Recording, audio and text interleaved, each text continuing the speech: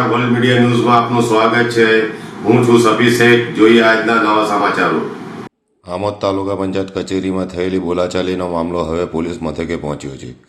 તાલુકા વિકાસ અધિકારીની ફરિયાદના આધારે આમોદ તાલુકા કોંગ્રેસ પ્રમુખ નરેન્દ્ર પટેલ ઉર્ફે કાકુજી અને તાલુકા પંચાયત સભ્ય ચિંતન પટેલ સામે ગુનો નોંધાયો છે।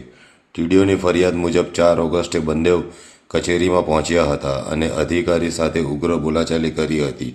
સરકારી કામગીરીમાં અવરોધ, અપશબ્દ બોલવા, ધમકી આપવા અને સરકારી ફરજમાં દખલગીરી કરવાના આક્ષેપ સાથે આમોદ પોલીસે બીએનએસની વિવિધ કલમો હેઠળ ગુનો નોંધી તપાસ હાથ ધરી છે।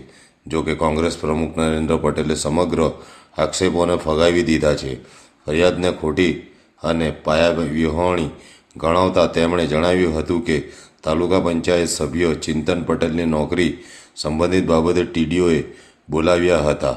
આ મુદ્દે ચર્ચા કરવા તેઓ ટીડીઓને મળવા ગયા હતા અને સમગ્ર ઘટનાને ખોટી રીતે રજૂ કરવામાં આવી હોવાનો દાવો કર્યો છે। હવે પોલીસે તપાસમાં સમગ્ર ઘટનાની હકીકત શું સામે આવે છે અને મામલો કઈ દિશામાં આગળ વધે છે તેના પર સૌની નજર છે। જ્યારે આ મામલે તાલુકા પંચાયતના સભ્ય નરેન્દ્ર પટેલ આ મામલે જણાવ્યું હતું કે આજરોજ અમને માલુમ પડ્યું સૂત્રો દ્વારા કે તમારા પર એફઆઈઆર તાલુકા વિકાસ અધિકારી શ્રીએ નોંધાઈ છે।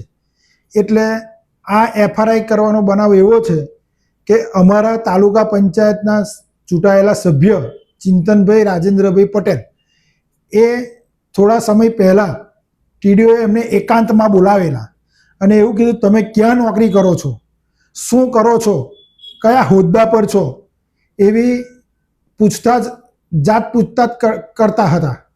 ત્યારબાદ ટીડીઓ દ્વારા કોઈ રાજકીય પ્રેશર કરીને એમની નોકરીમાંથી બરતરફ કરવા માટે પ્રયાસ કરેલો। ત્યારબાદ અમને વાતની માલુમ પડતા અમે તાલુકા વિકાસ અધિકારીશ્રીને મળેલા અને રજૂઆત કરી હતી।